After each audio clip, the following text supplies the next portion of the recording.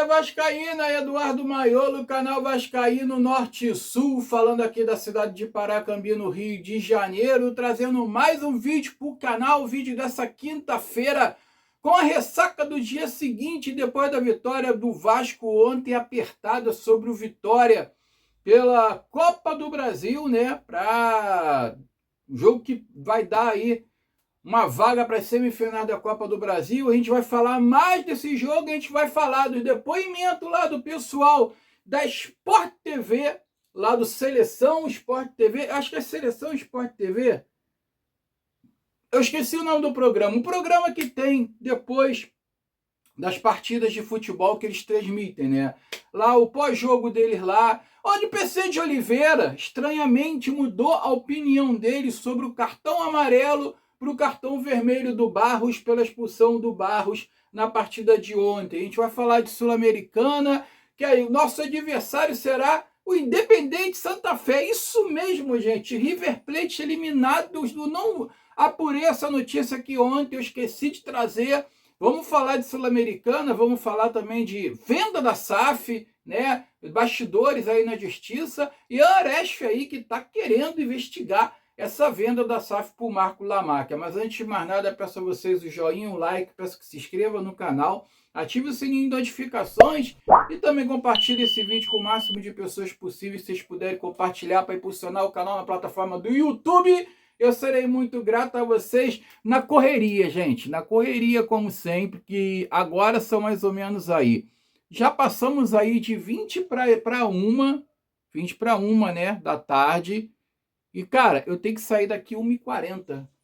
Eu tenho que sair daqui 1h40 para poder trabalhar, para poder pegar o ônibus, para poder trabalhar, que senão eu tô lascado. Ou então pegar uma moto, Uber, né? Então, gente, vamos falar primeiro de Sul-Americana, cara. Eu esqueci de trazer essa informação ontem aqui.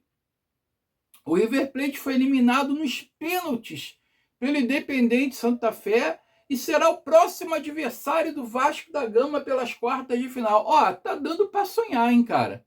Tá dando para sonhar. Só que eu repito mais uma vez, tá, cara? O mais importante é o Campeonato Brasileiro. Não adianta nada o Vasco ir bem nessas Copas aí, tá? E continuar nessa situação no Campeonato Brasileiro lá na zona de rebaixamento. Eu vou ser sincero para vocês. Para continuar na zona de rebaixamento do Campeonato Brasileiro, eu prefiro que seja eliminado da Copa do Brasil e da Sul-Americana também. Senão, vamos ver como é que vai ser o jogo contra o Cruzeiro no sábado, tá? Por falar nisso, tá? Já começaram a ser vendidos os ingressos. Já vou antecipar já essa notícia. Já começaram a ser vendidos os ingressos aí para a partida entre Vasco e Cruzeiro, que será às 21h20, nesse sábado agora, tá? Começou ontem, ingresso aí a preços promocionais para lotar o Caldeirão de novo, assim como foi lotado ontem casa lotada, todos os ingressos vendidos, né? Eu tenho certeza que a torcida do Vasco sábado vai lotar novamente São Januário, né? Então, cara, o Vasco vai pegar o Independente Santa Fé. Lá do outro lado, Boca Juniors e São Paulo, caso a gente passe pelo Independente Santa Fé, será um dos nossos aniversários, ou Boca Juniors ou São Paulo, independente de quem for, é chumbo grosso, vai ser foda, tá? E na outra parte do chaveamento, teremos o confronto entre Atlético Mineiro e Santos, e Montevidéu City Torque e Cienciano. Isso aí, porra, é o confronto mais fraquinho, né? Vamos botar assim, né? Cara, já pensou, cara, se sai entre Atlético Mineiro e Santos, né? Sei lá, sai o Santos, né? Que tudo é possível, né? Aí entre o Montevidéu City Torque e o Cienciano, saia o Montevidéu e o Torque, e o Montevidéu dá uma porrada no Santos e vai para a final, e o Vasco consegue o milagre de passar pelo Independente Santa Fé, pelo São Paulo ou Boca Júnior. Porra, aí vai dar para sonhar, hein? Não custa nada sonhar, né, galera? Então, Vasco vai pegar o Independente Santa Fé e quando tem um jogador aqui, cara, que a torcida do Vasco deve lembrar muito bem, se trata aí do atacante Emerson Rodrigues. O Emerson Rodrigues cruzará o nosso caminho nas quartas de final aí da Copa Sul-Americana. Hoje o Emerson Rodrigues defende aí o Independente Santa Fé da Colômbia, né? e ele atuou pelo Vasco aí na metade final de 2024, tá? Chegando inclusive a marcar um gol, tá? Ele está legalmente apto a enfrentar o Vasco aí pelo Independente Santa Fé. Lei do ex? Será, cara? Tomara que não, né? Tomara que não. Pessoal, vamos falar um pouco desse jogo, cara, que eu quero dar um depoimento, não. Eu quero dar aqui uma opinião, né? Antes de mais nada, né? Mostrar aí, né, cara, o Admar Lopes e o Felipe que cobraram aí a arbitragem no intervalo da partida de ontem contra o Atlético Paranaense. Estou colocando o vídeo aí para vocês verem, né? Uma vez que o árbitro, o tal do Matheus Candansan, expulsou o Barros, e eu falo para vocês com todas as letras e continuo mantendo a minha informação: expulsão injusta, uma vez que a bola pega na mão do Renato Kaiser, cara, e olha só como é que são as coisas, mais uma vez esse jogador, mais uma vez esse atacante, ex-jogador do Vasco, desestabilizando a gente, não fez gol, mas desestabilizou a gente de outra forma. Ele causou uma expulsão que, porra, como é que se diz? Evitou aí, cara, uma vitória mais expressiva ontem, aqui em São Januário, porque o Vasco poderia muito bem ter vencido essa partida ontem por 2-3-0, porque o ímpeto do Vasco era forte em cima aí do Vitória, né?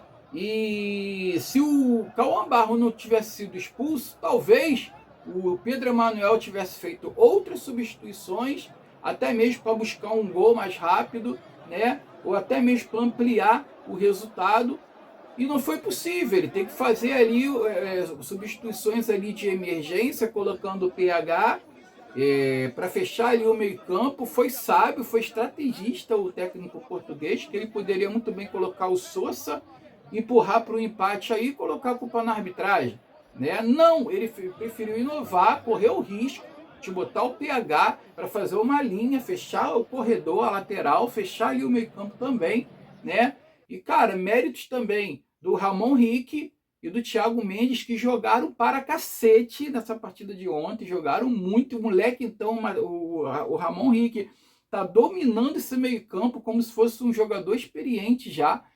Olha, é de se louvar, cara. É de se louvar, cara, as partidas desse moleque, sabe? As atuações desse moleque tá uma coisa de marca maior, porra, tremenda novidade. Por isso que eu falo, dá oportunidade pro Bruno Lopes. O Bruno Lopes, o atacante aí, não tá sendo nem relacionado para as partidas, cara. Isso é um pecado, cara. Esse garoto já devia estar ganhando oportunidade já há muito tempo, tá? Então, o Cauã Barros é expulso e muda totalmente o quadro, o cenário da partida, cara. Tá? E o Admar Lopes, o Felipe foram em cima, e o Admar Lopes esteve falando, tá, depois do jogo, dizendo que esse juiz, esse árbitro já prejudicou o Vasco em outras oportunidades, tá? E que a CBF tem que fazer alguma coisa a respeito para esse árbitro não tornar a apitar jogos do Vasco da Gama, porque não é possível esse árbitro errar tanto, sabe, prejudicar tanto o clube, tanto time, ter tanta arbitragem polêmica e continuar apitando o jogo do Vasco. Fica aí o que o Admar Lopes vai falar e daqui a pouco eu volto. Um pequeno comunicado que este árbitro que nos apitou aqui hoje já tem um histórico de péssimas atuações ao longo da carreira e em jogos do Vasco. Os erros que ele cometeu aqui, principalmente o da expulsão do Cauã, foi um erro grotesco. Há um lance também, uma dualidade de critérios, um lance de uma falta do Spinelli na área, que dá um pênalti a favor do Vasco. Mais um erro grotesco, e eu só peço a reflexão por parte dos responsáveis da CBF pela arbitragem, que não escalem este tipo de árbitros nos jogos decisivos e importantes para o Vasco. E também que tenham a capacidade, obviamente, que eu sei que têm, de escalar um árbitro mais competente do que este, mais preparado e mais capaz de um tipo de jogos deste, porque o Vasco foi muito prejudicado hoje, mesmo assim, contra tudo e contra todos, conseguiu ter um resultado, podiam até ser mais dilatado, e o que nós pedimos é apenas isenção, apenas um árbitro que nos deixe disputar a qualificação lá em Salvador. Tá bom? Muito obrigado e boa noite a todos. Então tá aí o Admar Lopes falando, né, sobre a arbitragem aí do Matheus Candansan, porque realmente, cara, é o que eu falei, Eu espero que isso não dê problema para o Vasco, até porque teve objetos atirados ali pela torcida também nesse momento, né? E eu espero que isso não vai parar no STJD, porque o engraçadinho aqui do Paulo César Oliveira, o comentarista de arbitragem da Rede Globo, que roubou o Vasco quando árbitro, quando juiz, e ganhou, né, uma vaga de comentarista na Globo, que é assim que acontece, né? A escala é essa daí, né? O engraçado falou que o STJD pode colocar, o árbitro pode ter colocado isso na súmula, e claro que ele colocou, claro, foi prato cheio para ele relatar na súmula, e isso pode parar no STJD. E, cara, vocês sabem como é que são as coisas com o São Januário, né, cara? Qualquer coisa é passível de interdição, qualquer coisa é passível do Vasco jogar com o portão fechado, qualquer coisa é passível de punição. E vocês sabem, né, como é que funciona com o Vasco da Gama, além do Felipe, né, que estava na confusão, Felipe Maestro, tomar uma punição aí, sei lá, não sei. E o próprio Edmar Lopes também, tá? E eu vou deixar o PC Oliveira, esse energúmeno, né? Porque ele falou que o Cauã Barros não era para ter sido expulso, né? E depois ele mudou a concepção dele lá no, sei lá, cara, tá na área, acho que tá na área, alguma coisa do tipo, esqueci o nome, vocês vão me perdoar, tá? E o programa da Sport TV, depois das partidas que eles fazem as análises, né, do pós-jogo e coisa e tal. E ele falou que sim, que o Cauã Barros foi justo ter tomado o cartão vermelho, né? Aí um membro do programa, esqueci também o nome dele, minha cabeça é muito ruim, tá? Argumenta e pergunta se aquela bola que bateu no braço do Renato Kaiser não anularia o lance, né? Porque se ele fizesse o gol, fatalmente o gol seria anulado. E o cara questiona, então, a bola não bateu na mão do Renato Kaiser, ele não ia ganhar vantagem no ataque, né? E não anularia o gol. Aí o PC de Oliveira pegou uma imagem, vocês vão ver aí, eu vou botar o vídeo para vocês, ele pegou uma imagem dizendo que o Carlos Cuesta estava do lado de cá e que o Carlos Cuesta não ia conseguir alcançar o Renato Kaiser, porque ele estava muito distante, e que como é que se diz?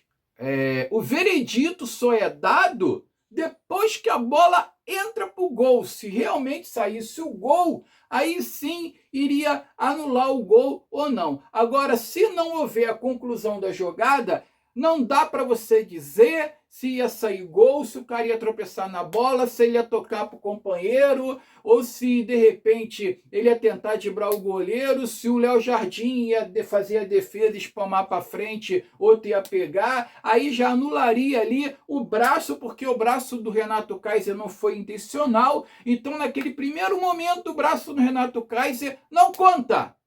Só que aí eu pergunto para vocês, cara, beleza, e se o juiz tivesse visto na hora que a bola bateu na mão do Renato Kaiser primeiro, ele não pararia o lance?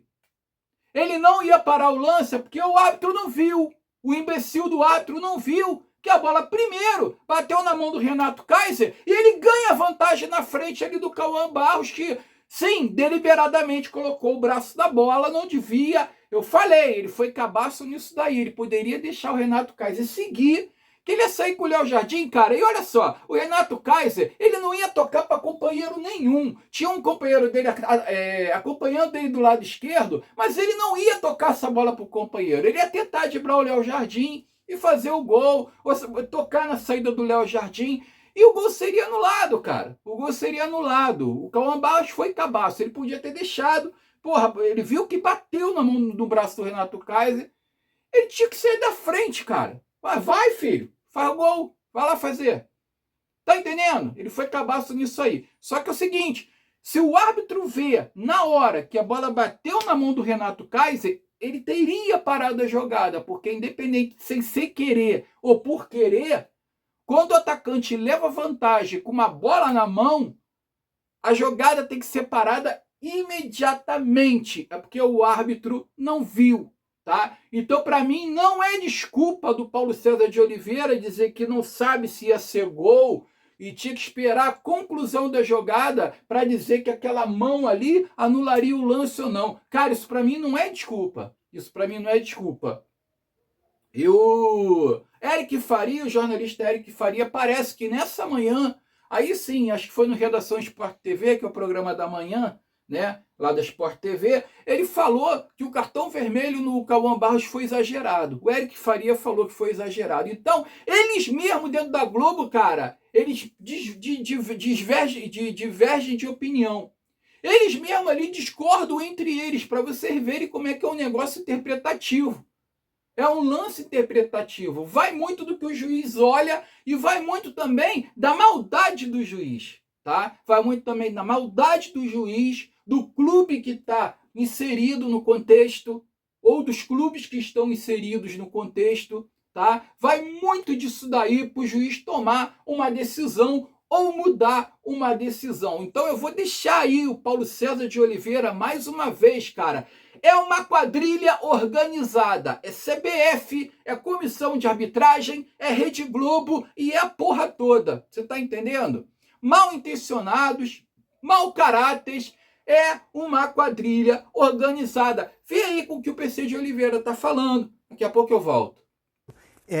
Pois não, Mansur. Desculpa, não sei se você vai falar isso agora. É porque o cartão, em tese, é um cartão por dogso, né? Por dogso, exato. Negar uma oportunidade clara e óbvia de gol. Perfeito. Mas o gol ia valer?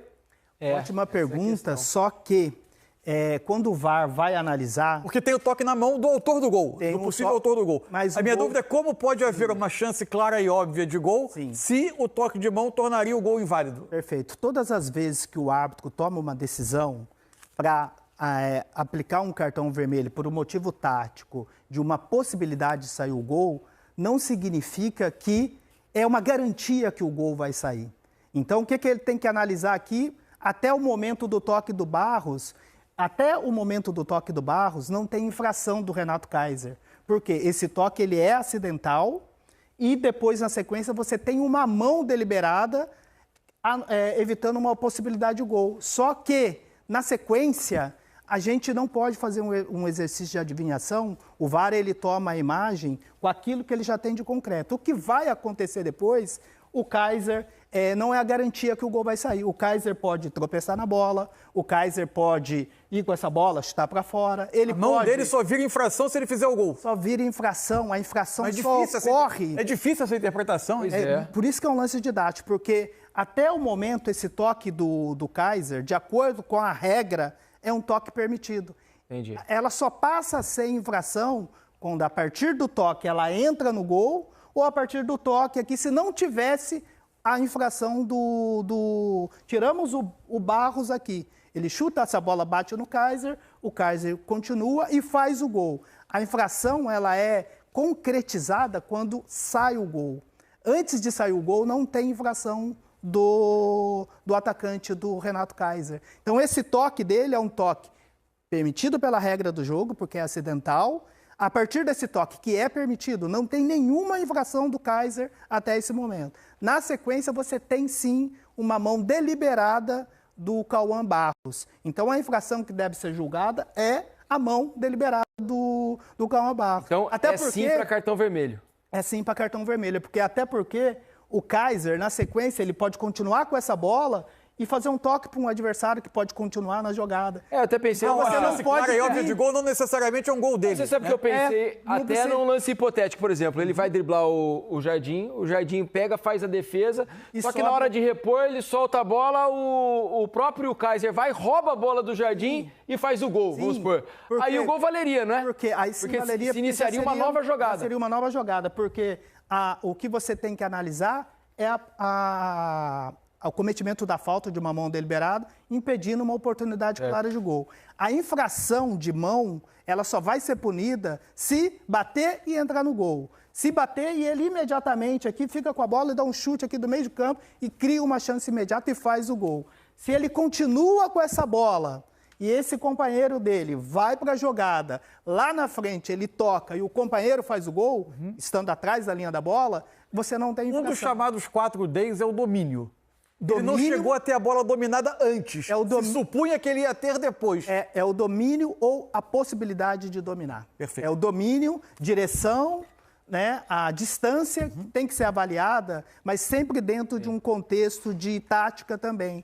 Porque se você tem a direção, se ele dá um toque para o lado, numa distância longa, mas com um adversário com possibilidade de jogar, a direção se concretiza. Então, essa mão dele, por enquanto, é uma mão permitida pela regra. Ela só seria infração se entrasse no gol ou se saísse o gol dele mesmo. Portanto, assim, trazendo novamente no exercício, né, de avaliar a imagem, não brigar com a imagem, eu me permito mudar a minha opinião, que eu dei durante o jogo, baseado na câmera 1, numa possibilidade do Cuesta disputar a bola, mas vendo esse ângulo frontal, ele iria sim direto para o gol, para um confronto com o Léo Jardim, e só seria infração se ele fizesse o gol. Ele ainda pode tocar essa bola para o adversário. A possibilidade não é uma garantia que o gol vai sair. Isso é lance de curso de arbitragem. Isso é a possibilidade. Para exercício de curso de arbitragem. Exatamente. Né? De prova é bem explicativo, né?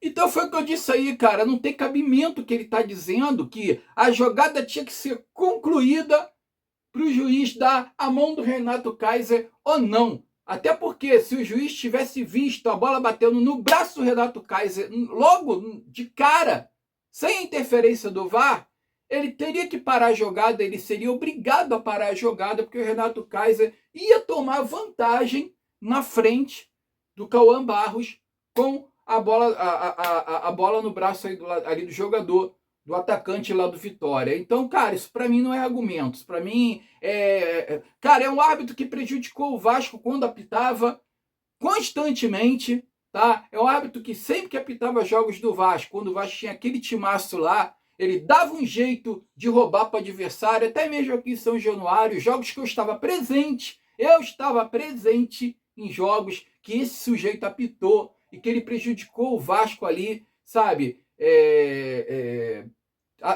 Ele prejudicou o Vasco ali de uma maneira ali, cara, descabida, que, cara, qualquer um ficava de boca aberta, sabe? Qualquer um ficava sem entender. Então, esse sujeito falar nos comentários dele hoje na Rede Globo, dizendo que o Cauã Barros merecia ter sido expulso naquele lance ali, não me surpreende nada. Não me surpreende nada, porque o ciclo é assim, o cara vai, ele prejudica e beneficia alguns clubes lá na carreira dele, e depois ele ganha lá uma vaga dentro da Rede Globo para ser comentarista. É assim que funciona, tá? Relativamente é assim que funciona. O Vitória tiveram 2 jogadores aí que estavam pendurados de cartão amarelo e tomaram o terceiro e não enfrenta o Vasco no jogo de volta, tá? Se trata aí do Brits e também do Kaique, que serão desfalques aí do Vitória no jogo de volta da Copa do Brasil. Ambos estavam pendurados, né? Então, Vitória aí com 2 desfalques aí sérios, né, pro jogo de volta aí. E não estou falando que isso seja vantagem ou desvantagem, mas assim, são desfalques aí do Vitória para a partida de volta. Até o jogador Mateuzinho fez palhaçadinha dentro do ônibus, né, cara, para a torcida do Vasco, fazendo assim, dizendo que lá a gente está lascado, né? Vamos ver se ele vai suportar isso, né? Vamos ver se dentro de campo ele vai suportar isso, dizendo que lá no Barradão a gente está fudido. Vamos ver. É fácil fazer graça de dentro do ônibus. Eu quero ver a descer do ônibus e encarar a torcida, tá? Mais respeito, Mateuzinho. Muito mais respeito com o Vasco da Gama, tá? Tu não sabe, tu não conhece a grandeza do Vasco da Gama. E olha, parece que teve uma preleção inusitada antes da partida de ontem. O Pedrinho reuniu os jogadores lá no vestiário, antes do duelo com o Vitória. Fez um discurso aos atletas lá, antes da partida, e falou que alguns funcionários, inclusive, deixassem o local, que ele queria ficar só ele e os jogadores, tá?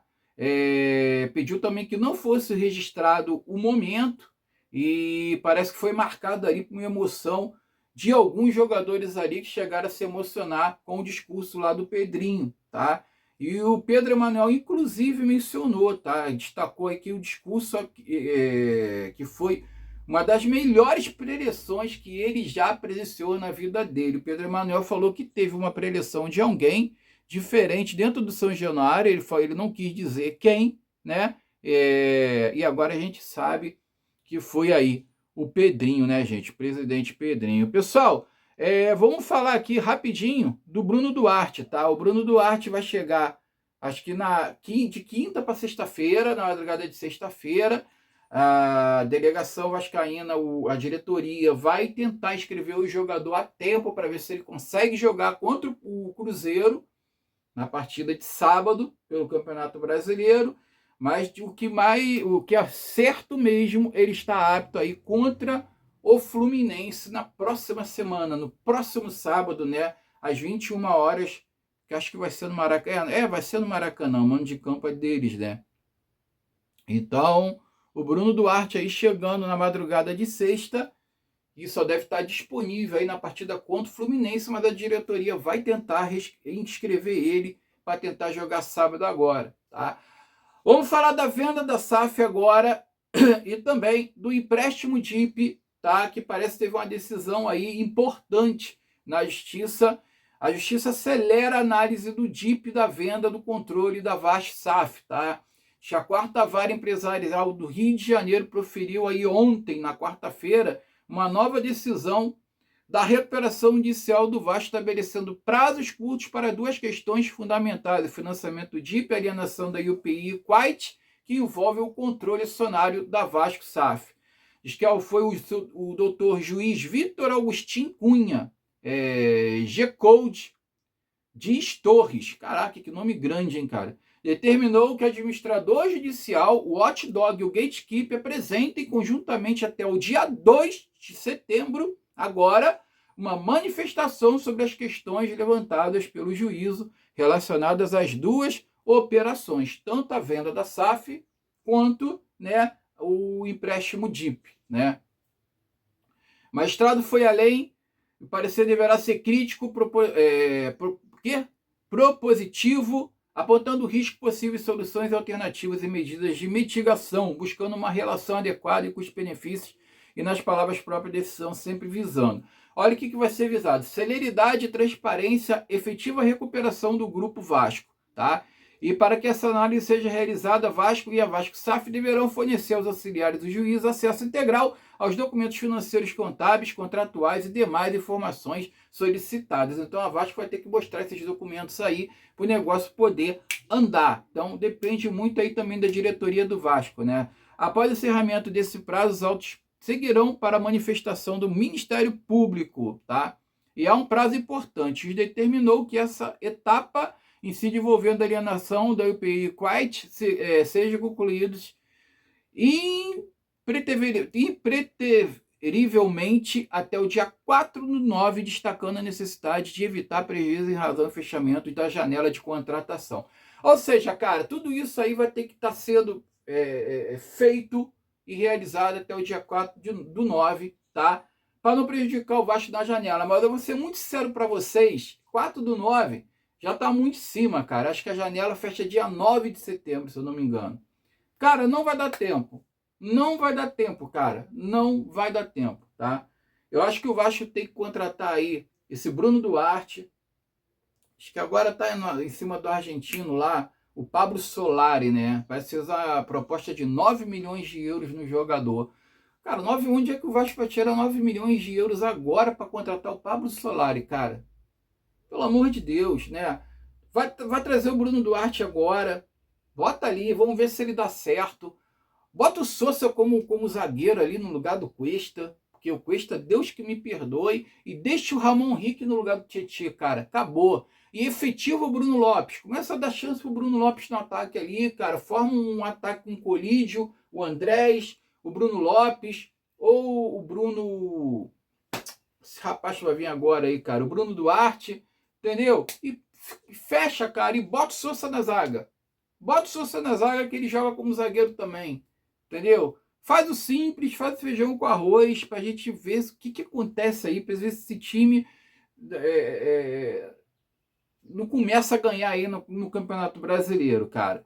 A matéria continua dizendo que talvez a maior novidade esteja no processo da venda da SAF, tá? O juízo determinou desde já a publicação de edital e divulgação em meios de comunicação em rede social, informando que se aproxima a venda da UPI e Quite, que ele está mandando já divulgar em rede social que está se aproximando da venda, tá? com o controle acionário sobre a SAF do Vasco. O objetivo é permitir que eventuais interessados possam se apresentar formalmente nos autos, inclusive sob sigilo, caso desejem. Isso cria um mecanismo público para ampliar a transparência e permitir a participação de outros potenciais investidores no processo. Importante, decisão não significa que o novo financiamento típico já tenha sido autorizado definitivamente. Também não representa autorização definitiva para a venda da EPI Equity. O que existe agora é um procedimento acelerado determinado pelo judiciário para reunir a análise necessária e permitir que os juízes tomem essas decisões. Ao mesmo tempo, a decisão mostra que o processo de alienação continua avançado, tanto que na Justiça já determinou divulgação pública para eventuais interessados. Olha o cronograma, 26/8, nova decisão judicial, 2/9, parecer conjunto do Hot Dog, administrador judicial e o gatekeeper, tá? E depois de manifestação do Ministério Público, dia 4, conclusão dessa etapa determinada pelo juízo. Paralelamente, edital e divulgação pública da futura venda do controle da SAF. Outro ponto relevante, ao determinar a publicidade e permitir a entrada de outros interessados, o próprio judiciário cria um instrumento para aumentar a concorrência e transparência da operação, que é a operação, tema que vinha sendo objeto de questionamento do processo. Portanto, não houve autorização automática do DIP, nem da venda, mas também não houve paralisação do processo. A Justiça quer mais fiscalização, transparência e segurança jurídica, mas deixou claro que também quer celeridade para encontrar uma solução para a recuperação do Vasco. Olha, o detalhe, tá? Eu acabei de apurar aqui, nessa manhã, que daqui a um mês vai ter uma decisão definitiva da venda do Vasco ou não, tá? E ninguém vai poder recorrer da decisão do juiz. Então, parece que daqui a um mês, segundo o Mauro César Peruquinha Pereira, é fonte dele, tá? Parece que a Justiça vai determinar a venda da Vasco SAF ou não, tá? Sem dar o direito de qualquer uma das partes recorrerem, tanto o Vasco quanto a 777, ou seja, não vai para a segunda instância, não vai poder recorrer na segunda instância. Então vamos aguardar, cara. Minha opinião, cara, a Justiça tem que sacramentar isso daí, porque não tem outra maneira. A 777 já demonstrou ali impossibilitada de gerir o Vasco da Gama. A 777 não tem nenhum, como é que se diz, ali, fugiu a palavra. A 777 não tem nenhum, puta que pariu, alicerce, vamos botar assim, né? Nenhuma sustentabilidade para gerir o Vasco. A 777 não tem capital, demonstrou capital zero no seu contrato social. Então, cara, não tem como a Justiça não permitir a venda dessa SAF aí para o Marco Lamac, através de Equity, todos os processos têm que ser feitos e tudo mais. Não tem outro caminho a seguir, cara. Qualquer caminho diferente disso daí é fechar as portas do clube. Na minha opinião, tá? Então, outra coisa, ninguém sabe quem está por trás da 777, se tem interesses escusos, tá? Por quem está por trás dessa 777 carioca, sabe? Para mim é gente querendo atrapalhar as coisas. Então, cara, não tem porquê a Justiça escutar a 777 no que tange aí a venda da SAF ou do controle da SAF do Vasco da Gama. E para finalizar aqui, né, a Anresf, né, vai aí, meu Deus do céu, vai investigar a venda da SAF vascaína. É isso aí, a Anresf abriu uma investigação para avaliar possível conflito de interesse na venda da SAF do Vasco para o grupo de Marco Lamac, enteado de Leira Pereira, presidente do Palmeiras. E durante a análise, o órgão determinou que o Vasco não mantenha relações comerciais com o Palmeiras, com a Crefipar ou com a Crefisa. Ou seja, o Vasco não pode negociar jogadores com o Palmeiras e não pode pedir empréstimo para a Crefisa ou para a Crefipar, que é outro conglomerado aí do José Roberto Lamac, né? A medida é cautelar e vale enquanto a agência analisa se existe conflito de propriedade ou influência entre os clubes, tá? Só lembrando de uma coisa, eu vou deixar a fotinho dele aqui para vocês lembrarem, tá? Não custa nada lembrar que o presidente da Anresf, ou Anresf, como queiram, é o tal do Caio Rezende, que é torcedor declarado do Urubu. Olha aqui, ó, ele com a camisa do Urubu. Vou deixar aqui para vocês, né? Mas tudo bem, gente. O Flamengo tá mesmo lutando pelo bem do futebol brasileiro, né? Cada um acredita naquilo que quer. Tá aí, ó. O presidente da Anresf é torcedor fanático e declarado do Urubu. Cara, essa venda do Vasco vai dar muito pano para manga, muita coisa vai acontecer, não vai ser fácil, tá? Eu vou adiantando para vocês, não vai ser fácil, porque se passar na justiça, se passar pelo Conselho Deliberativo, se passar por onde tem que passar, ainda tem aqui a Anresf, o órgão da CBF ainda, para botar areia na parada, tá? Então, aguardem aí fortes emoções. Desejo a vocês uma quinta-feira abençoada. Esse vídeo vai subir lá para o final da tarde, início da noite, tá, pessoal? Só para deixar aqui salientado para vocês. Fiquem com Deus, saudações vascaínas. Eu fui.